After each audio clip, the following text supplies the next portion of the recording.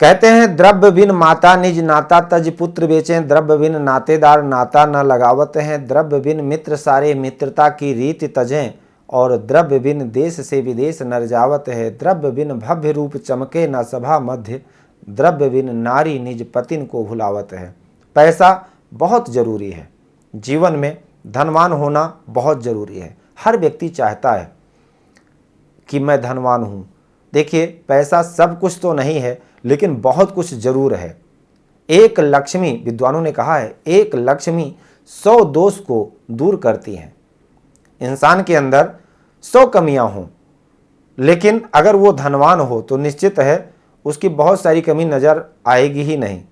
तो सबसे पहले नंबर पर आज के इस प्रोग्राम में हम लोग चर्चा करेंगे भाग्य भाव पर। कैसा है आपका भाग्य, और बहुत ही सरलता से आप भी जान सकते हैं अपनी जन्म पत्रिका को देखकर आपका भाग्य कैसा है, आप कितना धनवान हो सकते हैं अपने जीवन में, और धनवानों के पत्रिका में किस प्रकार से योग बनते हैं। अगर इस प्रकार का योग आपकी पत्रिका में भी है तो निश्चित आप होंगे धनवान, उसमें कोई संशय नहीं है।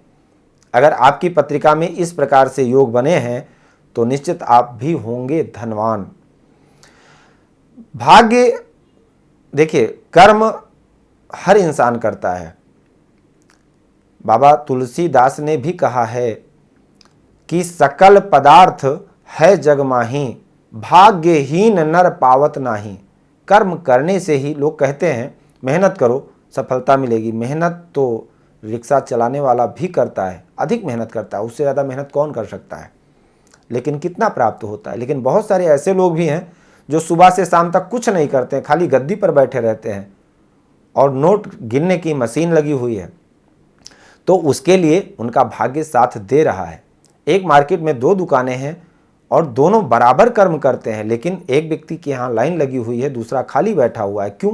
क्यों? उसका भाग्य साथ दे रहा है, इसलिए वो उसके यहाँ लाइन लगी हुई है, और दूसरे का भाग्य साथ नहीं दे रहा है। तो आज का जो प्रोग्राम है वो भाग्य पर है। कैसा है आपका भाग्य, जिसको जानकर, देखिए, मैं अपनी बता रहा हूं आपको। मैं बहुत छोटा था, मात्र 6 महीने का, मैं बहुत बीमार हुआ, और मेरी माँ हमारे घर के पास में एक पंडित जी थे, ज्योतिषी थे, उनके पास लेकर के गई हमारी जन्म पत्रिका। तो उन्होंने, पंडित जी ने बताया कि इस बच्चे को अभी 6 महीने तक कष्ट है, और अगर ये बच गया, और बहुत कष्ट है, और अगर ये बच गया तो अपने जीवन में बहुत ही अच्छा इंसान बनेगा और अच्छा नाम रोशन करेगा आप लोगों का। तो कुल मिलाकर के परमात्मा की कृपा से आज की तारीख में भगवान की पूरी कृपा है, और आज की तारीख में अगर देखा जाए तो उन योगों को हम भी देखते हैं अपनी पत्रिका में। कुछ योग हैं ऐसे जिसके माध्यम से जातक के जीवन में जाना जा सकता है कि जातक कैसा होगा, कितना धन होगा जीवन में। तो आज का ये प्रोग्राम 9वें भाव पर है, जो कि हमारे जीवन का भाग्य स्थान माना जाता है, जहां से हम अपने भाग्य का विचार करते हैं। आपकी जन्म पत्रिका में भाग्य भाव को देखने के लिए सबसे पहले नंबर पर देवगुरु बृहस्पति को देखना होगा, क्योंकि धन के कारक माने गए हैं। जन्म पत्रिका में देवगुरु बृहस्पति की स्थिति क्या है, कैसे हैं, किस स्थिति में है, क्योंकि आध्यात्मिक सुख के कारक देवगुरु बृहस्पति हैं, सुख के कारक बृहस्पति हैं ऐसे, और 9वें स्थान के कारक भी हैं। इसलिए देवगुरु बृहस्पति की स्थिति ठीक होना बहुत अनिवार्य है। दूसरे नंबर पर शुक्र, जो कि भौतिक सुख के कारक हैं। देखिए, आध्यात्मिक सुख के कारक देवगुरु बृहस्पति और भौतिक सुख के कारक शुक्र। अब अगर शुक्र अच्छे नहीं है तो क्या होगा पता है, भौतिक सुख में कमी होगी। और अगर शुक्र अच्छे हैं, बृहस्पति अच्छे नहीं है, तो बृहस्पति अच्छे ना होने के कारण भौतिक सुख आपके पास अधिक होगा। जैसे गाड़ी अगर एक की कल्पना करेंगे 2 आ जाएगी, लेकिन वो सुख आपको प्राप्त नहीं हो पाएगा। जब आपको गाड़ी की जरूरत पड़ेगी तब पता लगेगा या तो स्टार्ट नहीं होगी, अगर बाई चांस आधी रात को जरूरत पड़ गई अचानक, और बृहस्पति ठीक नहीं है तो निश्चित है उनको कहीं ना कहीं आपको वेदना देना है, आध्यात्मिक सुख में कमी होगी। एक सुकून, शांति, सेटिस्फैक्शन के कारक देवगुरु बृहस्पति हैं तो है तो आपके पास, लेकिन आपकी जरूरत पर काम नहीं आएगा। देखने में महल बहुत सुंदर होगा लेकिन महल के अंदर शांति नहीं होगी। सोफा बहुत अच्छा होगा, बेड बहुत सुंदर होगा लेकिन नींद की कमी होगी, उलझन व्याप्त रहेगी मन में। अगर शुक्र अच्छे हैं और बृहस्पति अच्छे नहीं हैं तो ये होगा, और बृहस्पति और शुक्र दोनों अच्छे हैं तो उसके बाद सूर्य को भी देखना चाहिए, क्योंकि सूर्य ऐश्वर्य देते हैं, नाम देते हैं। अगर नाम है, आपको लोग जानते हैं तो निश्चित धन तो आएगा ही आएगा। और देवगुरु बृहस्पति भाग्य के कारक हैं, आध्यात्मिक सुख के कारक हैं, धन के कारक हैं, सुकून और शांति के कारक हैं, ज्ञान के कारक हैं, आदि इत्यादि। संतान के कारक हैं। अगर धन भी बहुत है और संतान नहीं है तो भी बेकार है, परिवार नहीं है, खुशियां बांटने वाले नहीं हैं तो भी बेकार है। तो इसलिए देवगुरु बृहस्पति, शुक्र और सूर्य, इन 3 ग्रहों की स्थिति जन्म पत्रिका में अच्छी होनी चाहिए। इन तीनों ग्रहों को का अगर आपस में संबंध हो, अच्छी स्थिति में हो, कैसे हो, जैसे केंद्र या त्रिकोण में हो, एकादश स्थान में हो तो अच्छा है, द्वितीय भाव में हो तो भी अच्छा है, छठे, 8वें और 12वें भाव में नहीं होने चाहिए, तीसरे भाव में भी नहीं होने चाहिए। विशेषता छठे, 8वें और 12वें भाव में ना हो। दूसरे नंबर पर इनका आपस में कम्युनिकेशन बना हुआ हो, यानी देवगुरु बृहस्पति, शुक्र, सूर्य की अगर युक्ति हो जाए तो भी अच्छा है केंद्र त्रिकोण में, और अच्छी स्थिति में हो तो भी अच्छा है। अब इसके बाद आपको क्या देखना है, आपके नवम भाव के स्वामी कहां पर स्थित हैं। यदि नवम भाव के स्वामी नवम भाव में स्थित हैं या केंद्र त्रिकोण में स्थित हैं, एकादश स्थान में स्थित हैं, द्वितीय भाव में स्थित हैं, बहुत अच्छा है। बड़ी बात यह है कि उन पर गुरु का प्रभाव हो जाए। देवगुरु बृहस्पति या तो नवम भाव के स्वामी के साथ स्थित हों किसी भी भाव में, केंद्र त्रिकोण में, एकादश में या द्वितीय स्थान में, या देवगुरु बृहस्पति दृष्टि प्रदान कर रहे हो किसी भी दृष्टि से, चाहे वो 5वीं दृष्टि हो, 7वीं दृष्टि हो या 9वीं दृष्टि हो। देवगुरु बृहस्पति का प्रभाव अगर भाग्य स्थान के स्वामी पर पड़ रहा है तो ये अच्छी बात है। और अगर यही युक्ति अगर नवम भाव में हो जाए, देवगुरु बृहस्पति और शुक्र दोनों, यानी नवम भाव का स्वामी और नवम भाव का कारक अगर एक साथ स्थित हो जाए नवम भाव में तो सबसे अच्छी बात है।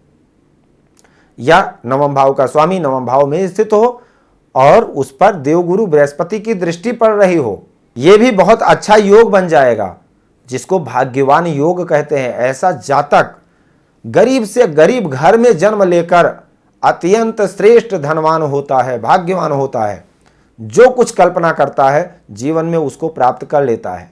तीसरे नंबर पर यदि नवम भाव में कोई उच्च का ग्रह स्थित हो, जैसे मान लीजिए नवम भाव में अगर तुला राशि है तो वहां के स्वामी शुक्र होंगे, और वहां पर उच्च का ग्रह कौन होगा, शनि होंगे।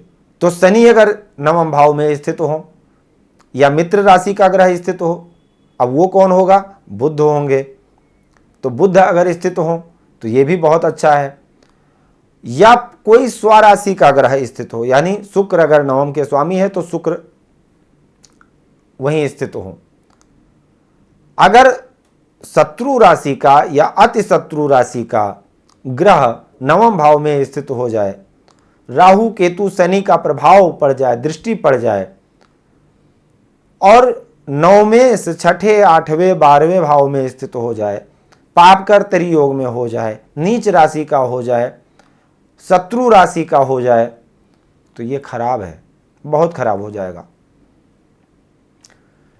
विशेषतः नवम भाव पर देवगुरु बृहस्पति का प्रभाव हो, नवमेश केंद्र व त्रिकोण में हो, और नवम भाव के स्वामी या तो बृहस्पति के साथ युक्त हो या दृष्ट हो, केंद्र त्रिकोण में हो, बहुत अच्छा है। अब यदि अगर भाग्येश जिस भाव में स्थित हो, भाग्येश जिस भाव में स्थित हो उस भाव की भी वृद्धि करेगा और उस भाव का स्वामी भी भाग्येश के जैसा प्रभाव देगा। भाग्य स्थान का स्वामी किसी भी भाव में स्थित हो, उस भाव की वृद्धि करेगा। जैसे कि अष्टमेश जिस भाव में स्थित होता है उस भाव से मिलने वाले फल में कमी करता है, नुकसान करता है, ऐसे ही शुभ स्थान का स्वामी यानी भाग्य स्थान का स्वामी जिस भाव में स्थित होगा उस भाव से संबंधित मिलने वाले सुख में काफी वृद्धि करेगा। और उस भाव का स्वामी भी अपनी दशा में भाग्येश के जैसा प्रभाव देगा। एक बड़ा सूत्र यह भी है।